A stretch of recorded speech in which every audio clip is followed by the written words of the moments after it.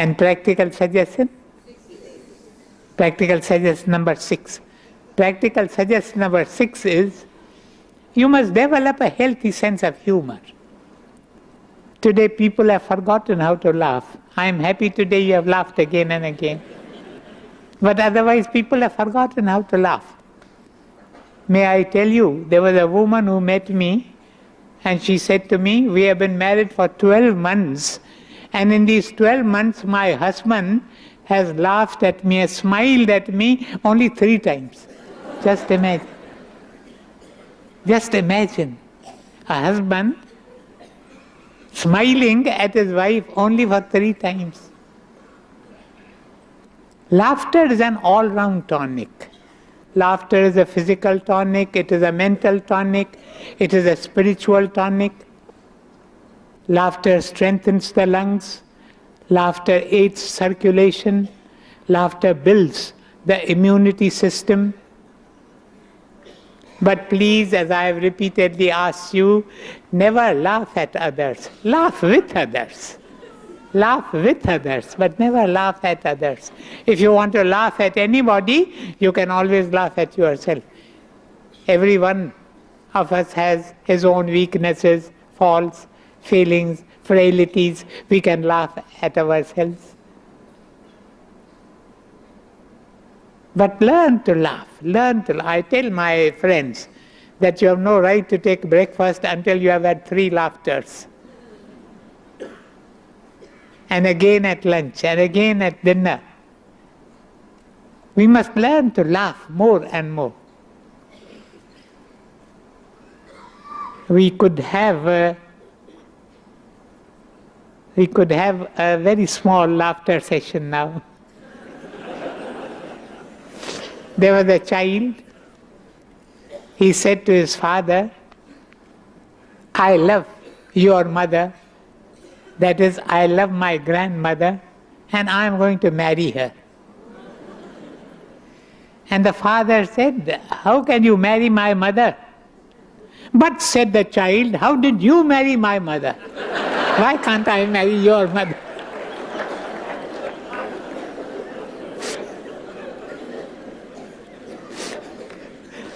Our laugh should be a regular belly laugh, otherwise it won't be an exercise.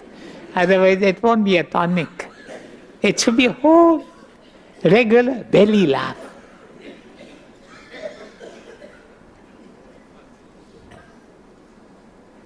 There was a student, he said to his teacher, Teacher, is it right to punish a person for what he has not done?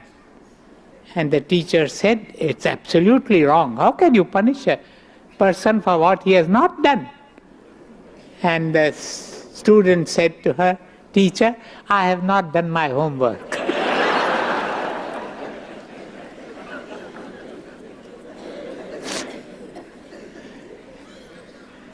There was a professor and a farmer. They were both traveling together in a train.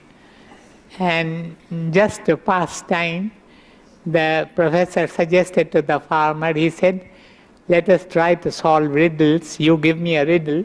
If I can solve it, you pay me 100 rupees. If you cannot solve it, pay me 100 rupees. I'm sorry. If you can solve it, I will pay you 100 rupees. If you cannot solve it, you will have to pay me 100 rupees. But the farmer said, no, that is not fair. You are a highly learned man. You are a professor in a university. I am only a kisan. I am only a farmer. So if you cannot solve my riddle, you pay me 100 rupees. If I cannot solve your riddle, I'll pay you only 50 rupees. Done, said the professor. And the professor said to the farmer, tell me the riddle. And the farmer said to him, what is that which when it walks, it has 3 legs, when it flies, it has 2 legs? The poor professor thought and thought and thought, but he could not think of a creature having 3 legs when it walked and having 2 legs when it flies. So finally, the professor said, I give up. And he paid him 100 rupees. And now the professor put to him the same question, the same riddle. What is that which when it walks has 3 legs, when it flies it has only 2 legs? And the Kisan immediately told him, I don't know either, and paid him 50 rupees.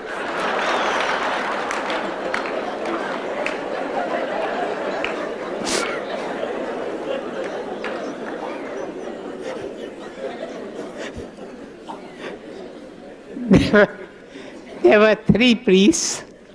They were discussing how they shared their collections with God. The first priest said, I draw a line on the floor and I throw up the collection in the air, and whatever falls on the right side of the line belongs to God. Whatever drops on the left side belongs to me. And the other priest said, I don't draw a line, I draw a circle.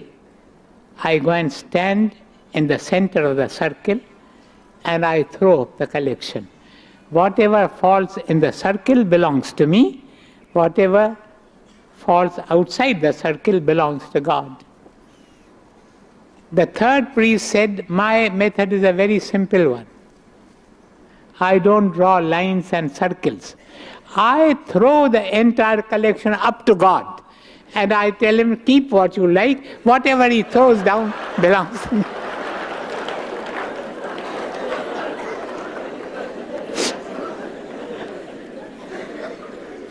Now there are only 5 minutes more, 6 minutes more.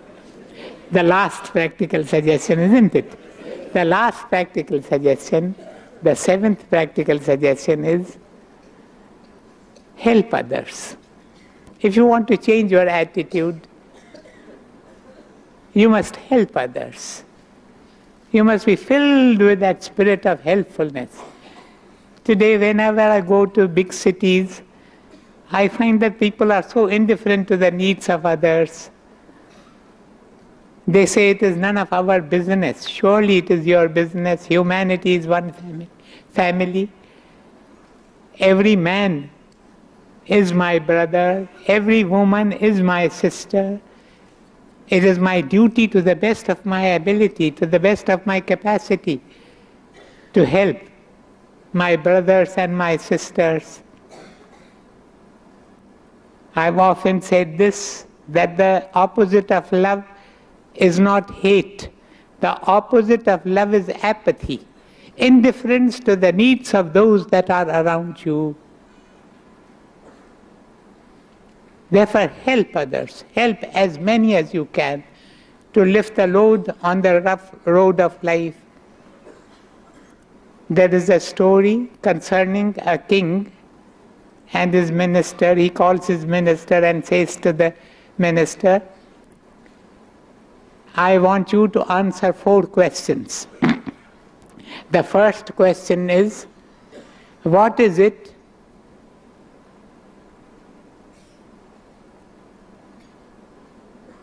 if I give here, I get the reward here?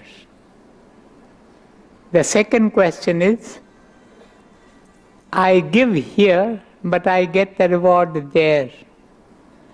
The third question is, I give here, and I get the reward neither here nor there. And the fourth question is, what is the right way of giving? And the minister says to the king, O king, give me 3 lakhs of rupees and give me a week's time, and I will let you have the answers. So the king willingly gave 3 lakhs of rupees, and after a week they met once again, and the minister said to him, I am ready with the answers. What you give here, you get the reward here, is what I did with 1 lakh of rupees. I went and deposited them in a bank in your name. You have given here, you will get the reward which will be the interest on the amount here. The 2nd lakh of rupees, I went and bought dresses and food and distributed them in your name among the slum dwellers, the poor people, the starving ones. I gave here, but you will get the reward there. And the 3rd lakh of rupees I spent in vain pleasures. Wine, song, dance. I spent it here, I gave here. But neither you nor I will get the reward here or there. It's wasted money. And he said, I have consulted all the scriptures of the world, and I have found that the best way to give is to give without any thought of reward. Let it be a Krishna Arpanam, Krishna Arpanam. Give without any thought of reward, here or there or anywhere.